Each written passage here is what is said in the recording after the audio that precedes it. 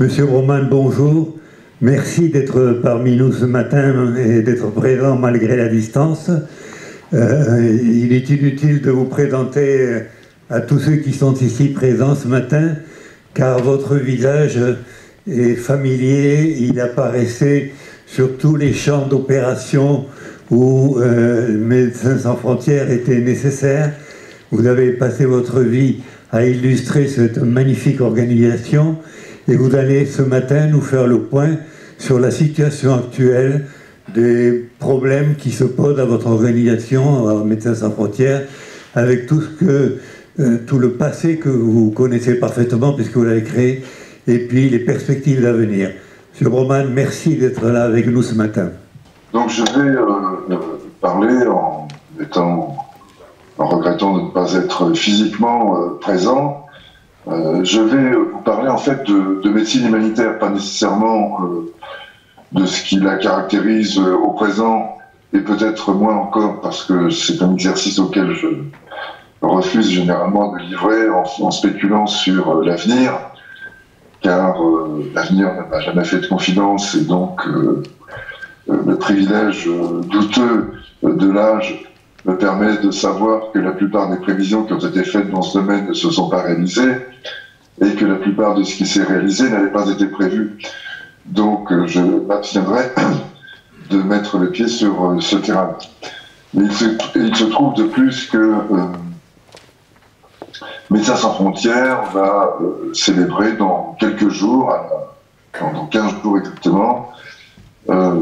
ses 50 ans d'existence. Alors, 50 ans d'existence, une sorte de jubilé. C'est un bon moment pour se retourner, afin de savoir qui on est, ce qu'on a fait. Et de plus, aujourd'hui, d'ailleurs tout le week-end, se déroule une grande manifestation, connue sous le nom de Téléthon. Et le Téléthon me semble représenter une modalité de médecine humanitaire que l'on n'a peut-être pas l'habitude de classer ainsi, mais qui me semble tout de même relever de cette catégorie un petit peu attrape-tout, de cette catégorie et qui prend place à côté d'un navire hôpital, d'un bloc chirurgical dans une zone africaine ou latino-américaine isolée, ou de la médecine du champ de bataille. Bref, de diverses situations sur lesquelles je dirais quelques mots un petit peu plus tard. Mais je voudrais donc revenir sur les circonstances, ou plus exactement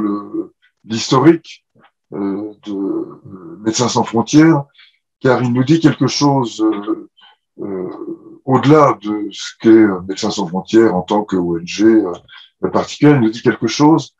de ce qui est devenu, de ce qui a été, de ce qui est devenu la médecine humanitaire, puisque on peut considérer que MSF est dans l'histoire de la médecine humanitaire la première organisation exclusivement vouée à l'exercice de celle-ci. Naturellement, avec la Croix-Rouge, il existait déjà des formes de médecine humanitaire, mais la Croix-Rouge est une organisation généraliste, tandis que Médecins sans frontières, créé fin 71, était une organisation exclusivement médicale, comme l'indique son titre et comme le vérifie son histoire ultérieure. Et comme toute bonne idée, elle a pour elle, semble-t-il en tout cas, l'apparence de l'évidence, mais c'est mon point maintenant, je voudrais dire que ça n'a pas été le cas dans son histoire. Pardon.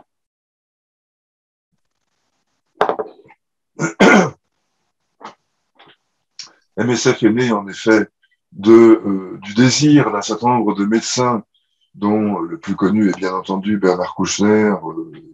le principal complice dans cette affaire est un médecin du nom de Max Récamier, moins connu, mais qui a joué également un très grand rôle. Le MSF est né de cette volonté qu'ils ont eue de se doter d'un appareil permettant de soutenir des équipes médicales travaillant dans des situations difficiles. Ce qui était leur cas, ils étaient au Nigeria, plus exactement dans la province sécessionniste du Biafra, pendant la guerre d'indépendance ou la guerre de contre-insurrection de la fin des années 60 dans ce pays. Et leur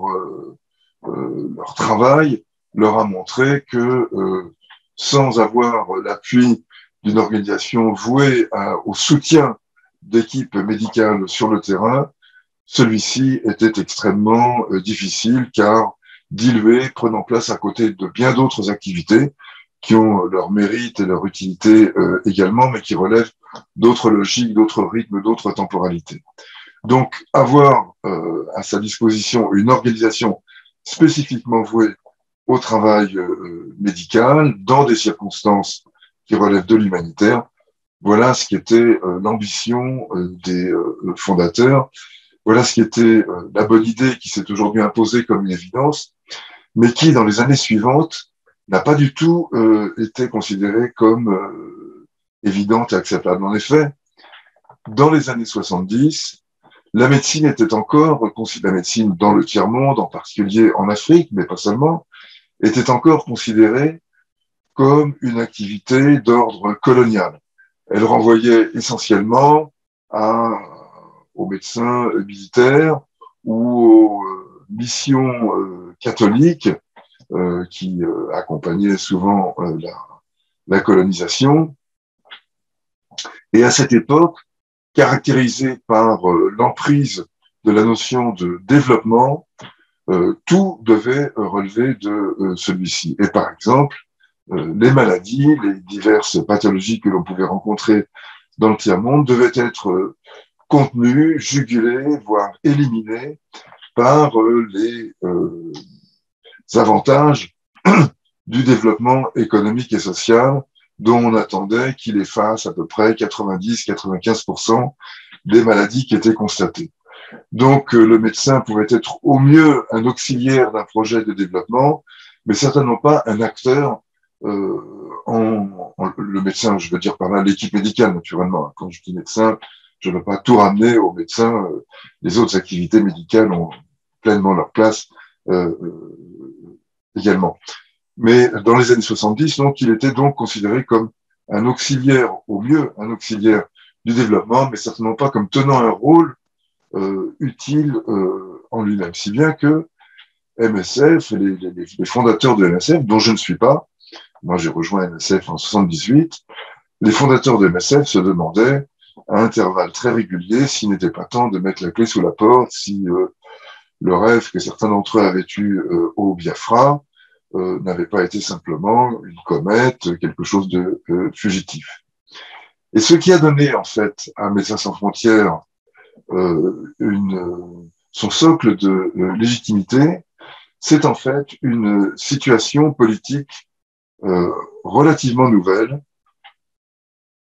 qui est dans le contexte de la guerre froide, qui était le grand cadre géopolitique de l'époque, une reprise d'activité, c'est-à-dire une série de guerres chaudes qui se produisent dans différents endroits du monde, à une époque où, en Europe,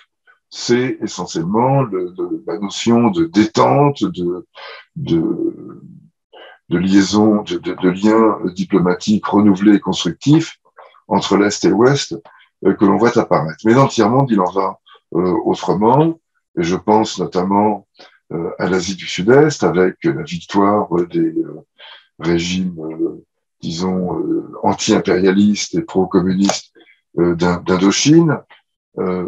également en Afrique australe, avec l'Angola et le Mozambique, qui sont les sièges de guerre terribles dans le contexte de leur indépendance nouvellement conquise, la Corne de l'Afrique, avec les guerres d'Érythrée et d'Ogaden, et l'Amérique centrale. Donc on voit 5 foyers de conflits qui se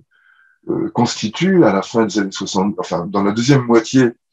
des années 70 et au début des années 80, et dont la conséquence immédiate, c'est au-delà de la création de zones conflictuelles dangereuses, des mouvements de population importants, pour l'essentiel des mouvements d'ailleurs transfrontaliers, qui débouchent sur la création de camps de réfugiés, dont le nombre, non pas les camps, mais les réfugiés eux-mêmes, dont le nombre est multiplié par 6 ou 7 en l'espace de quelques années seulement passant en gros multiplié par 5, passant en gros de 3 à 12 à 15 millions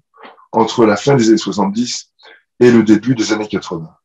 Et ce sont ces camps de réfugiés et ces zones de guerre qui vont, du fait qu'elles échappent aux enjeux ordinaires du développement, ce sont ces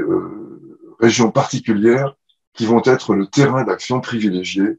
pour la médecine humanitaire, puisque là, dans un camp de réfugiés ou dans une zone de guerre, tout est requis, on doit apporter l'essentiel de ce qui est nécessaire. L'ordinaire ne tient plus, c'est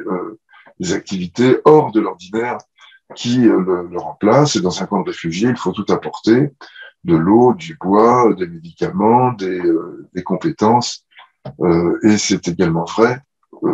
dans une moindre mesure et avec des difficultés différentes, mais c'est également vrai dans les zones de guerre. Et c'est comme ça que s'est affirmée la médecine humanitaire dans son autonomie contemporaine, par contraste avec la médecine humanitaire antérieure, qui était, comme je le disais, largement le fait des missionnaires et des militaires. Donc il y a une sorte de rupture sociologique. Les acteurs de la médecine humanitaire à la fin des années 70 et dans les années 80 ne sont plus du tout ceux que on pouvait décrire auparavant, mais ils en reprennent tout de même un certain nombre d'outils. Et lorsque on examine les pratiques de la médecine humanitaire contemporaine, j'en dirai quelques mots dans quelques instants, et les pratiques de la médecine humanitaire antérieure, on voit qu'il y a un certain nombre de continuités techniques, continuités organisationnelles, continuité de cadrage entre, disons, les médecins militaires et, par exemple, les médecins de Médecins sans frontières. Et je crois, là, je m'arrête un peu pour donner quelques éléments sur ce que l'on peut considérer comme les sources historiques de la médecine humanitaire et les caractéristiques de celle-ci. Les sources historiques, je crois qu'on peut les compter au nombre de 3. Elles sont assez faciles à résumer. Il y a la médecine du champ de bataille, tel que le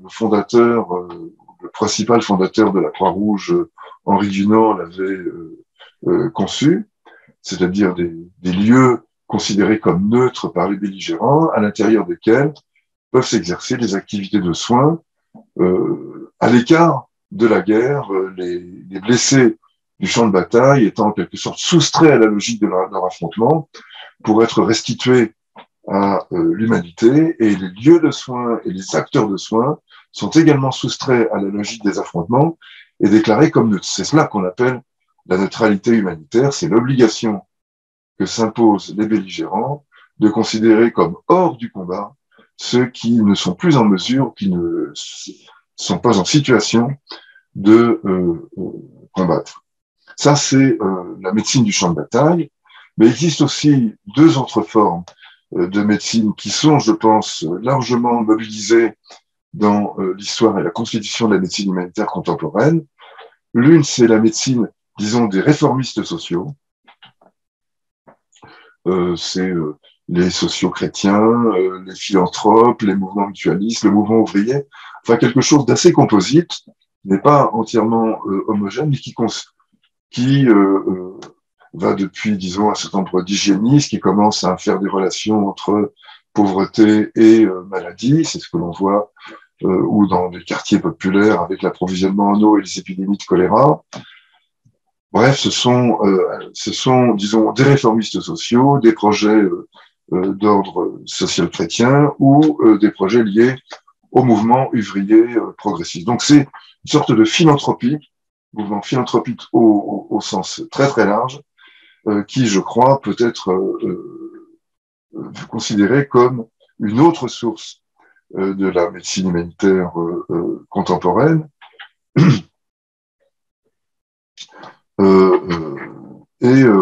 Voilà, donc médecine philanthropique, philanthropie socialiste ou socialisante, champ de bataille et médecine coloniale voilà quelles sont les principales sources historiques auxquelles s'abreuvent, disons, parfois sans le savoir, parfois sans en être conscient directement, les médecins de Médecins sans frontières, de Médecins du monde et d'autres organisations humanitaires. Alors comment se décrit, peut-être se définit même la médecine humanitaire contemporaine, notamment à partir des années 80, lorsqu'elle est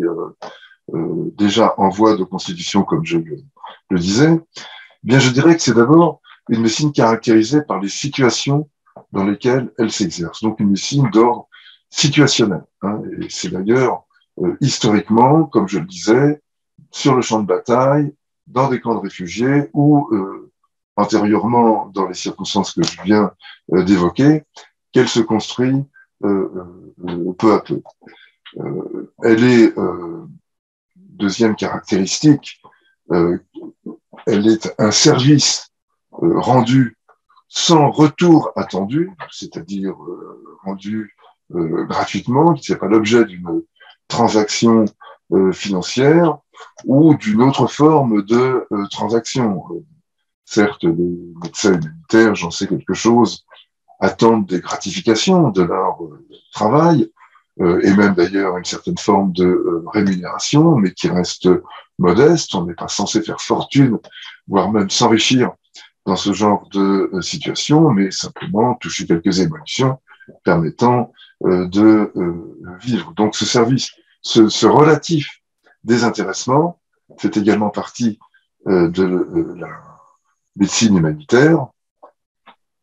Et d'ailleurs, on peut prolonger cela dans d'autres domaines de la médecine que la médecine humanitaire. Mais enfin, disons, ça en fait partie également.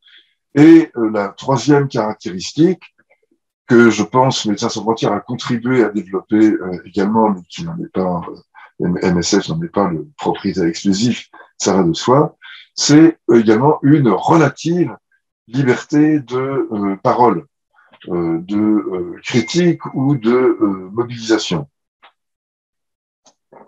De critique, c'est ce que MSF a fait dans les années 80 et aujourd'hui encore, mais pour dénoncer le pillage du Cambodge par un régime arrivé pour, selon lui, délivrer le pays des Khmers rouges, mais qui a continué à le mettre en coupe réglée, ou mettre à jour les ravages que la guerre soviétique cause en Afghanistan, ou l'usage de l'aide humanitaire pour déporter des populations en Éthiopie. Donc, ce sont des prises de position accusatoires, mais ça peut être aussi des prises de position mobilisatrices, comme on l'a fait pour des campagnes de vaccination, comme le fait le Téléthon aujourd'hui pour enrichir, pour financer ces centres de recherche sur les maladies rares. Bref, ce ne sont pas des circonstances ordinaires de la pratique médicale, ce sont des particularités que je crois on peut aisément relier à l'exercice singulier de la médecine humanitaire. Donc situation, médecine situationnelle, revendication d'une liberté de parole, accusatoire ou mobilisatrice, et service rendu dans un relatif désintéressement, voilà ce que je crois on peut considérer comme étant le cadre de définition, de compréhension de la médecine humanitaire, qui ne se distingue pas radicalement d'autres formes de médecine, mais qui a tout de même des caractéristiques qui la singularisent de façon assez relative. Et c'est cette série d'ingrédients qui assure un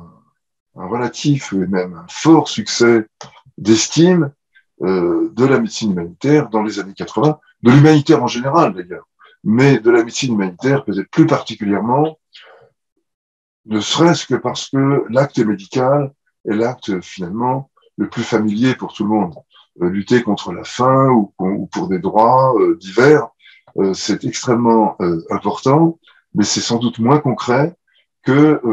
représenter simplement une consultation, une intervention chirurgicale, un geste vaccinal qui a une dimension concrète pour chacun d'entre nous et pour lequel il n'y a pas besoin de connaître les circonstances précises pour comprendre le sens Donc cette intelligibilité immédiate a été, je pense, un des éléments du succès qu'ont connu les organisations humanitaires médicales dans les années 80. Les années 90, maintenant, cette histoire fonctionne par décennies relativement homogènes. Les années 90 sont celles que l'on pourrait qualifier d'un triomphe ambigu de l'humanitaire. C'est la fin de la guerre froide, l'arrivée du multilatéralisme, les déploiements de casques bleus dans de nombreux pays, Sierra Leone, Libéria, Somalie, Sud-Soudan, Bosnie, pour ne citer que les principales, mais il y en a bien d'autres. Et c'est également la décennie au cours de laquelle s'inaugure ce que l'on a pris coutume d'appeler des guerres humanitaires. Ça commence au tout début de la décennie 90 par la Somalie. La décennie s'est close par une autre guerre qualifiée d'humanitaire qui était le Kosovo. Pourquoi qualifiée d'humanitaire? Parce qu'elles sont présentées comme des guerres de sauvetage et des guerres de sauvetage désintéressées. Donc, à ce titre-là, épargner la vie humaine, la protéger contre ceux qui la menacent, n'attendre aucun retour de ceci, ça nous met dans le champ de l'humanitaire, et ce n'est pas moi qui les qualifie ainsi, c'est les médias, l'opinion, voire les décideurs politiques qui invoquent cet adjectif, ce qualificatif pour désigner ces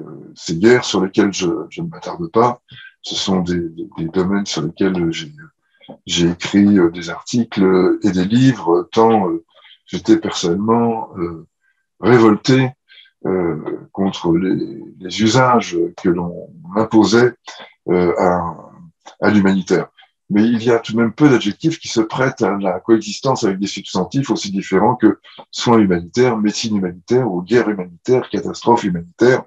Mais bon, c'est un sujet de méditation dans lequel je n'entrerai pas, que je voulais simplement évoquer au passage. Mais à côté de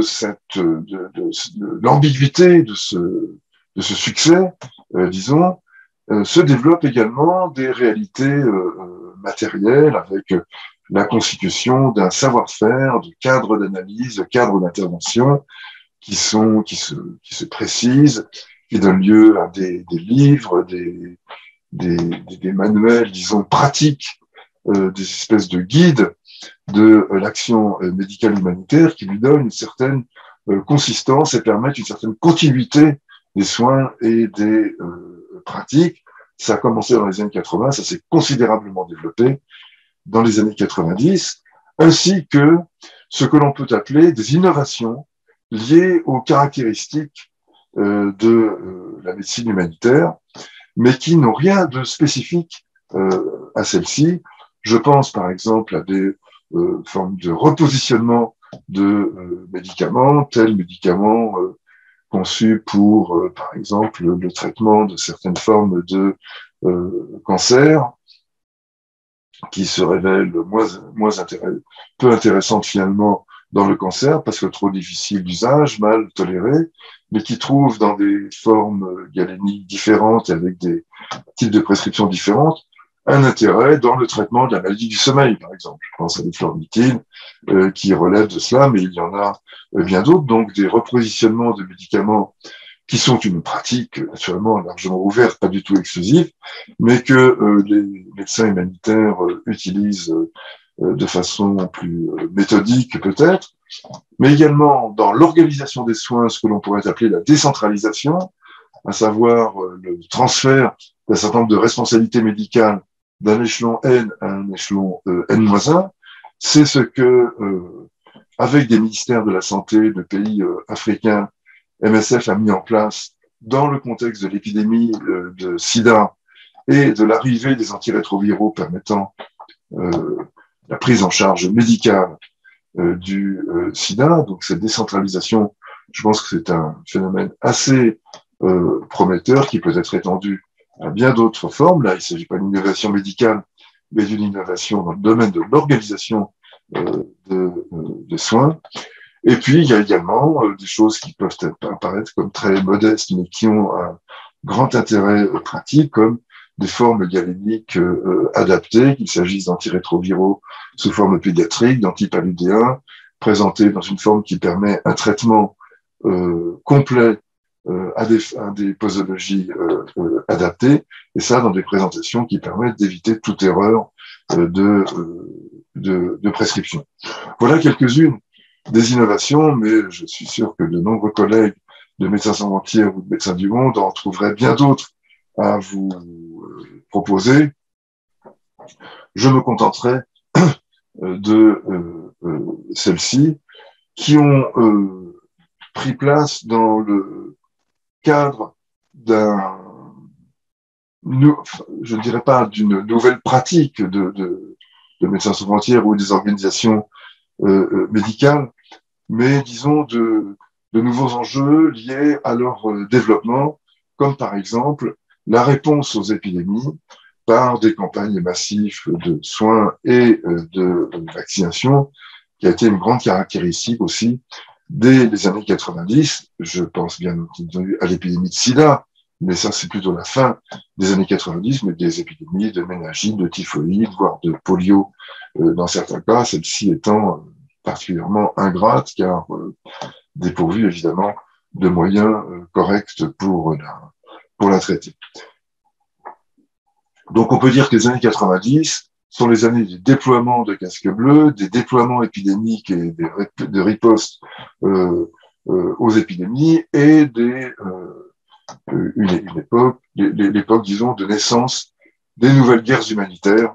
dont la Libye, il y a 10 ans, a été probablement le dernier avatar, en tout cas jusqu'à présent. Je ne sais pas si ces guerres humanitaires ont un avenir, mais en tout cas, elles ont encore une certaine actualité. Et j'en finis avec les années 2000, caractérisées par, évidemment, ce que nous avons tous en tête, le terrorisme et, pour les organisations humanitaires, le contre-terrorisme, qui peut être également, je ne dis pas un problème comparable au terrorisme, naturellement, le terrorisme tue, le contre-terrorisme ne tue pas les humanitaires, en tout cas, mais peut représenter une forme de contrainte difficile à surmonter, loi antiterroriste, zone interdite, etc. Donc, mais ce sont ces caractéristiques-là, plus l'arrivée plusieurs grandes catastrophes naturelles qui nous disent aussi quelque chose de l'évolution du monde. Je ne parle pas ici des catastrophes naturelles liées au changement ou au réchauffement climatique, car pour nous, du strict point de vue de l'acteur humanitaire, elles n'ont aucune caractéristique propre. Ce sont des phénomènes naturels dont l'amplification est la caractéristique principale, mais ce sont déjà des phénomènes existants d'inondation, de sécheresse, de mouvements de population auxquels nous sommes déjà habitués, mais dont l'ampleur est sans doute agrandie. Agrandie. Donc ce n'est pas exactement de cela que je veux parler, même si c'est évidemment un chapitre important de l'actualité pour tous. Mais j'ai été frappé au cours de ces années 2000, dans les 2 décennies des années 2000 pour l'instant, par une évolution tout à fait particulière. D'une part, le tsunami de 2004, qui a donné lieu à ce que je caractériserais comme une sorte de folie interventionniste. Le tsunami ayant provoqué extrêmement peu de dégâts médicaux, l'OMS a néanmoins décidé que les épidémies allaient doubler le taux de mortalité auprès du public, notamment du public médical de ce colloque. Je voudrais, ce public médical de ce colloque m'incite à attirer l'attention sur des moments où l'OMS, dont organisation extrêmement importante et par ailleurs extrêmement estimable par bien des aspects, je n'entends pas du tout disqualifier l'OMS, bien au contraire. Mais là, le coup de folie de l'OMS a été tout de même très grave puisque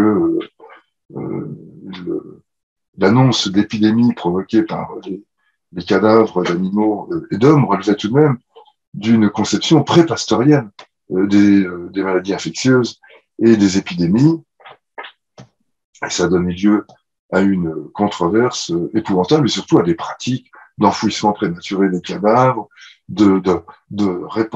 d'expansion de l'angoisse, d'afflux d'équipes médicales de partout qui se sont rendues, enfin qui étaient parfaitement inutiles et qui n'ont fait qu'accroître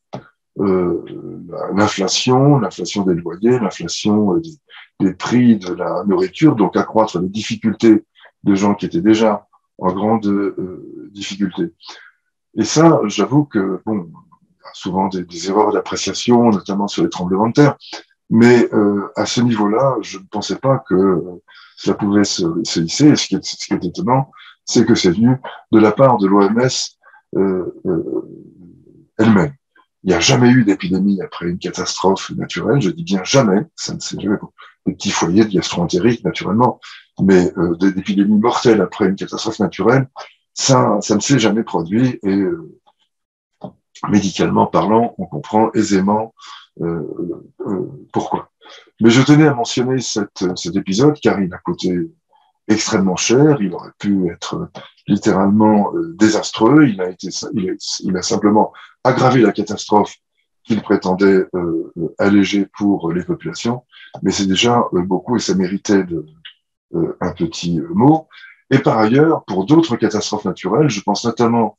au tremblement de terre du Cachemire de 2005 et de Port-au-Prince, le Cachemire pakistanais en 2005, et Port-au-Prince, donc Haïti, en 2010, une nouvelle donne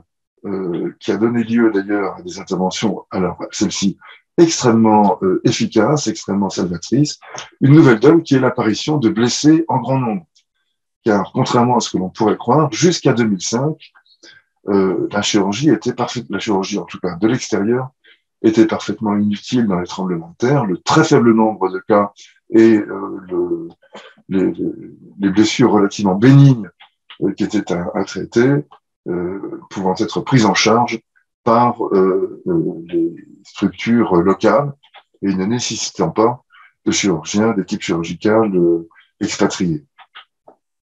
Cette donne a changé, probablement en rapport avec des exodes ruraux accélérés et des phénomènes de périurbains, de construction en dur, mais insuffisamment stabilisés. C'est comme ça, me semble-t-il, qu'on peut expliquer l'écrasement de petites structures qui provoquent, l'effondrement de petites structures qui provoquent des écrasements de membres qui sont les principales blessures que l'on a eu à opérer. Et dans les deux cas, en 2005 et en 2010, c'est par milliers qu'ont eu lieu des interventions chirurgicales de reprise. On a parlé pour Port-au-Prince de 300 000 blessés. Il faut diviser ce chiffre par un facteur 20 à peu près. Je pense qu'on est plutôt de l'ordre de 15 000 blessés, ce qui est déjà 15 000 blessés sérieux, ce qui est déjà tout à fait énorme. Mais dans une autre conférence pour parler de la question des chiffres, des exagérations ou des sous-évaluations, bref, de l'usage instrumental, soit opportuniste, soit politiquement intéressé des chiffres, mais là, tant manque, je ne vais pas me lancer là-dedans. Je voulais simplement signaler que la survenue de blessés en grand nombre à la suite des tremblements de terre est un phénomène tout ce qui est plus récent. Il a exactement 15 ans, il a commencé en 2005 et s'est poursuivi en 2010. Voilà, je sens que je pense que j'ai fait le tour de cet historique très, comment dire, à grandes enjambées, naturellement, mais je pense qu'il restitue les grandes évolutions de l'humanitaire. Je ne sais pas ce que sera l'humanitaire de demain, car je ne sais pas ce que sera le monde de demain. Je sais qu'un certain nombre des tâches que prennent en charge les organisations humanitaires relèvent largement des États auxquels elles peuvent apporter leur concours. D'autres sont vraiment beaucoup mieux prises en charge lorsque ce sont des organisations humanitaires totalement indépendantes des États qui le font. Par exemple, dans les situations de conflit armé où il est préférable d'être à l'écart des enjeux politiques, des enjeux stratégiques pour pouvoir gagner la confiance des belligérants et s'imposer comme un acteur de soins acceptable par tous. En tout cas, on peut dire que la médecine humanitaire a malgré tout, depuis ses débuts tâtonnants et mal acceptés, comme je le disais, a finalement construit ses lettres de noblesse et est aujourd'hui une discipline non pas académique, mais un cadre d'exercice de la médecine largement investi et qui a ses mérites singuliers par rapport à d'autres cadres de la médecine. Voilà, je vous remercie de votre attention et je laisse la parole à d'autres.